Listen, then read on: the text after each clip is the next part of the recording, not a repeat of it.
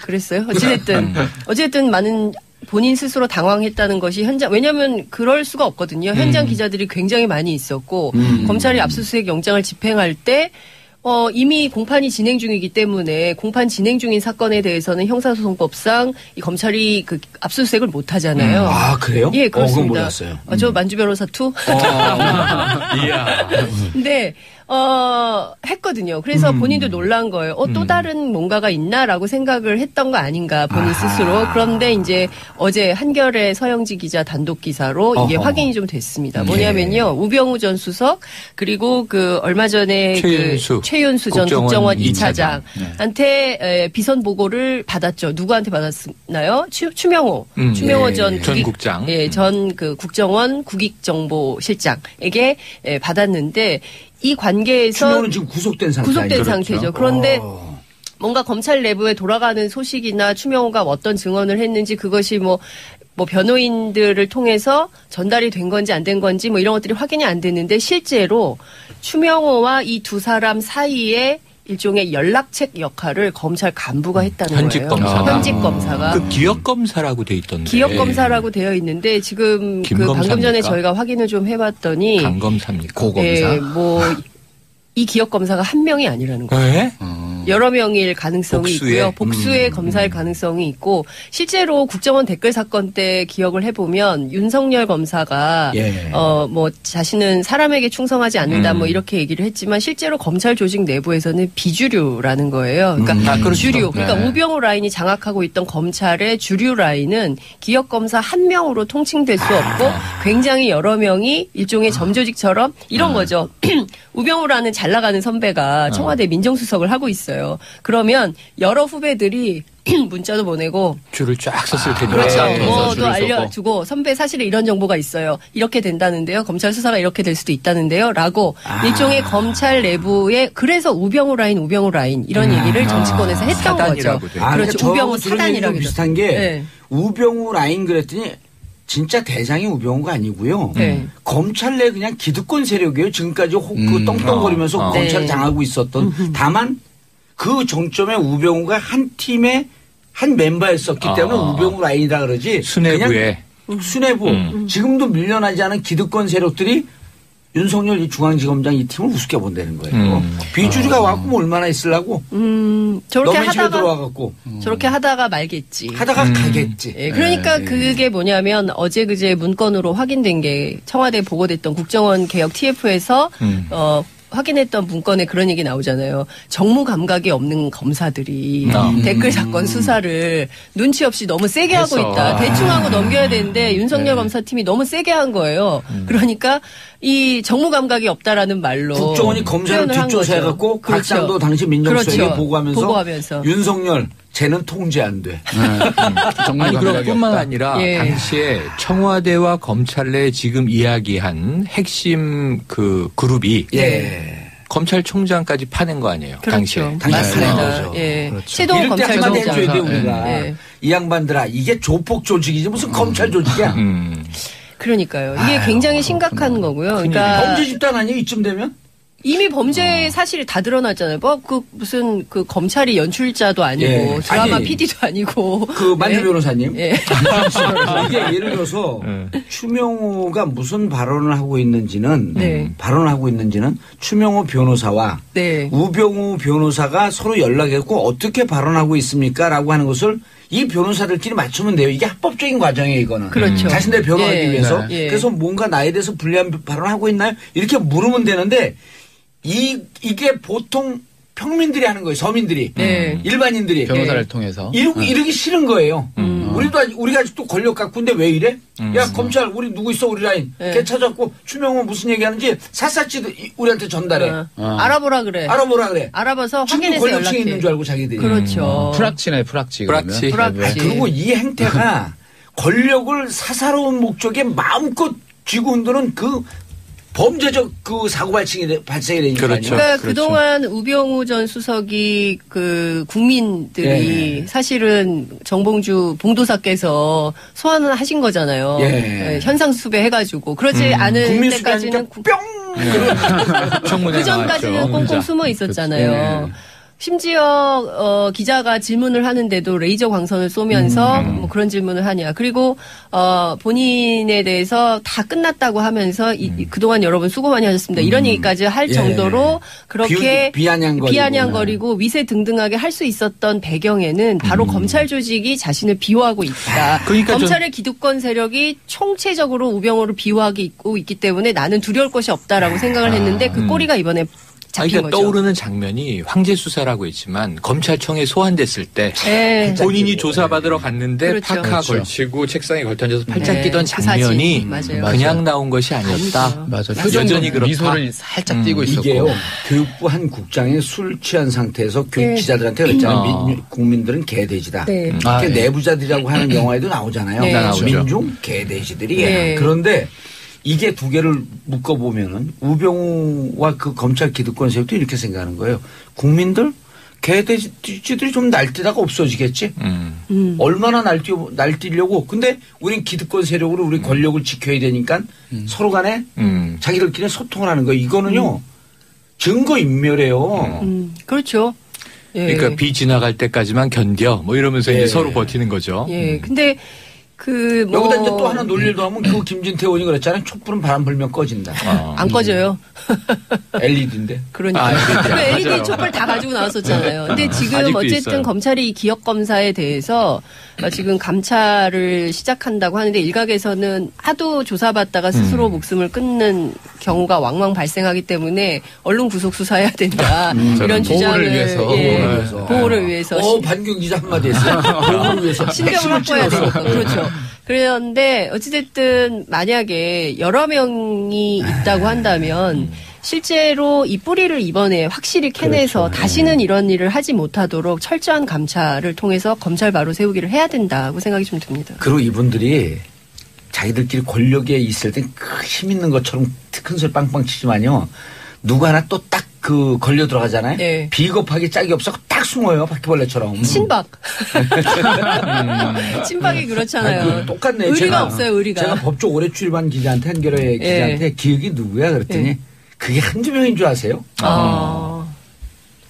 그게 기득권 세력의 부정한 기득권 세력이 정의로운 새로운 세력에 저항을 하는 거네요. 그렇죠. 오래돼온 역사죠. 그렇죠. 그러니까 대한민국에서 계속 많은 국민들이 현장에서 좌절하거든요. 정의로운 목소리를 냈다가 결국 자기만. 그러니까 이게 뭐냐면 공익제보자들도 그런 경우를 많이 당하고 문제가 있다고 제기를 하면 문제 있는 사람이 오히려 더 큰 손해를 보고 더 큰 피해를 당하니까 아예 그냥 입을 다물어 버리자. 말해서 뭐해. 이렇게 되는 거거든요. 이걸 바꿔야 된다는 겁니다. 이 방송을 듣고 있는 검찰 관계자들 혹은 검찰 가족들 반성하셔야 됩니다. 진짜. 대한민국을 위해서 반성해야 돼요.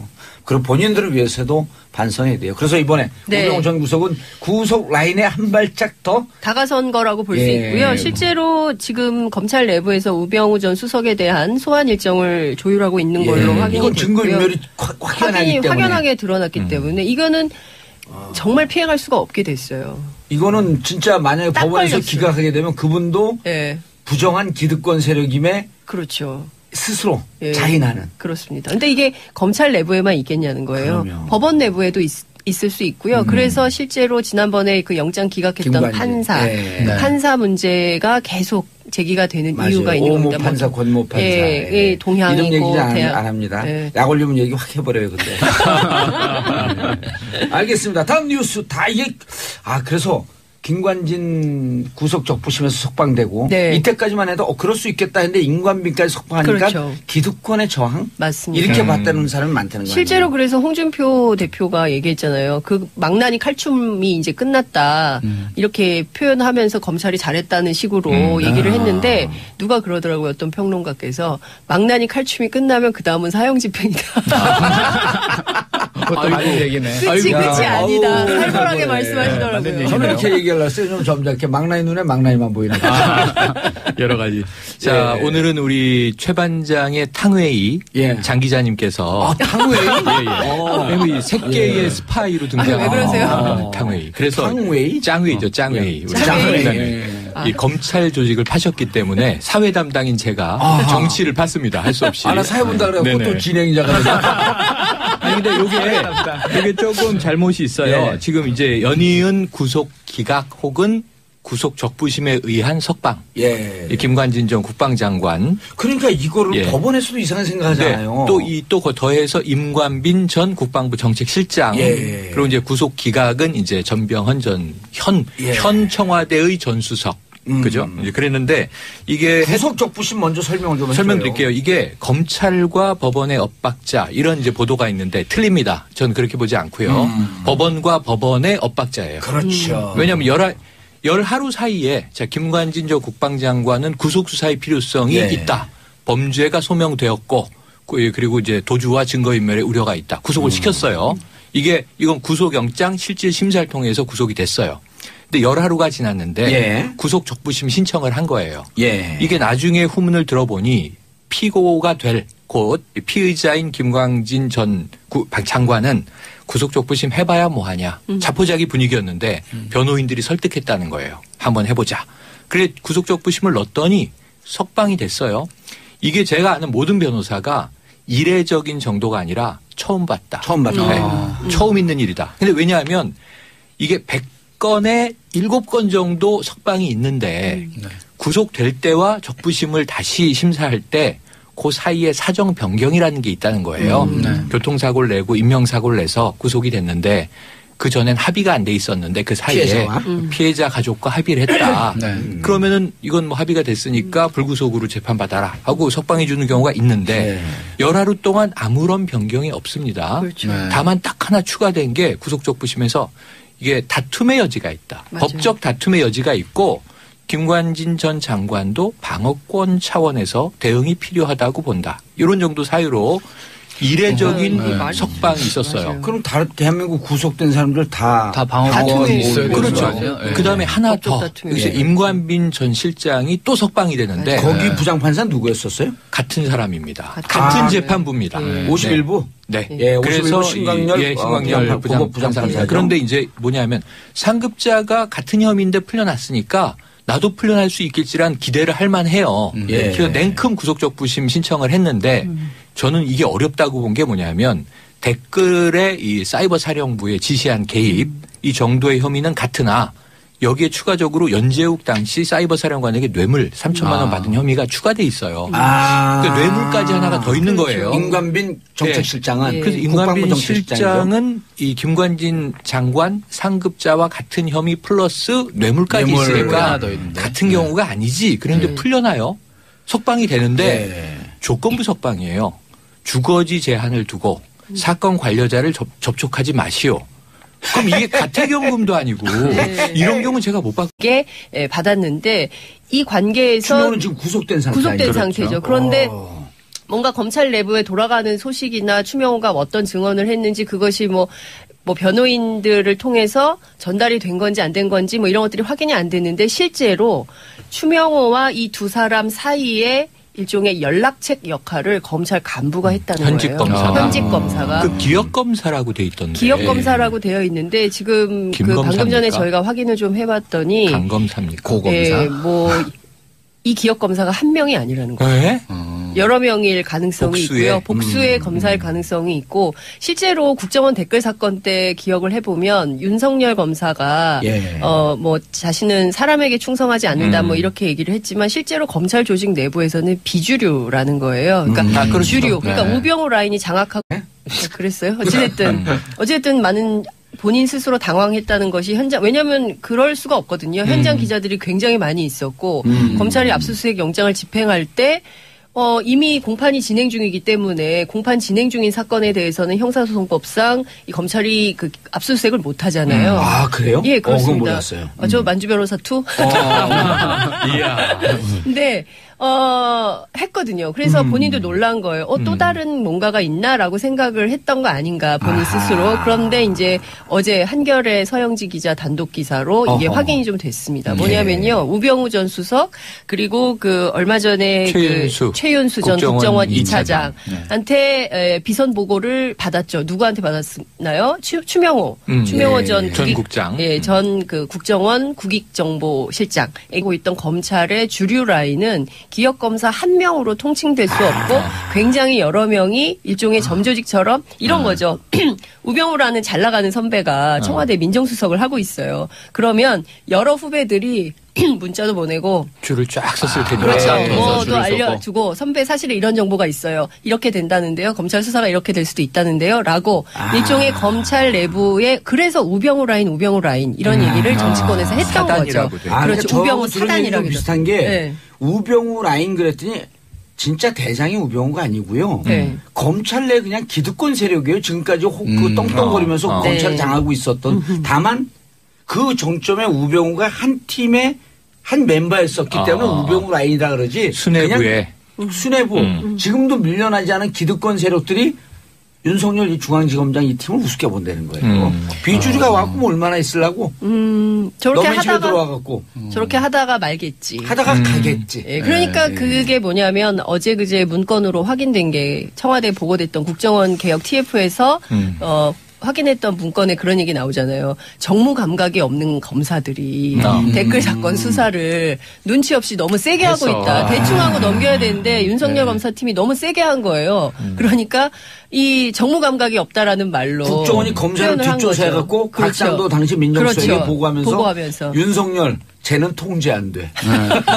아니 그럴 뿐만 아니라 당시에 청와대와 검찰 내 지금 이야기한 핵심 그 그룹이 검찰총장까지 파낸 거 아니에요. 그렇죠. 당시에. 맞습니다. 최동 검찰총장. 해줘야 돼 우리가. 이 양반들아 이게 조폭 조직이지 무슨 검찰 조직이야. 그러니까요. 이게 굉장히 심각한 거고요. 그러니까 범죄 집단 아니에요 이쯤 되면? 이미 범죄 사실이 다 드러났잖아요. 뭐 무슨 그 검찰이 연출자도 아니고 드라마 PD도 아니고. 그 만주 변호사님. 이게 예를 들어서 추명호가 무슨 발언을 하고 있는지는 추명호 변호사와 우병우 변호사가 서로 연락했고 어떻게 발언하고 있습니까라고 하는 것을 이 변호사들끼리 맞추면 돼요. 이게 합법적인 과정이에요, 이거는. 그렇죠. 자신들 변호하기 위해서. 그래서 뭔가 나에 대해서 불리한 발언하고 있나요? 이렇게 물으면 되는데 이게 보통 평민들이 하는 거예요. 서민들이. 일반인들이. 변호사를 통해서. 이러기 싫은 거예요. 우리가 아직도 권력 갖고인데 왜 이래? 야, 검찰, 우리 누구 있어, 우리 라인. 걔 찾았고, 추명호 무슨 얘기 하는지 샅샅이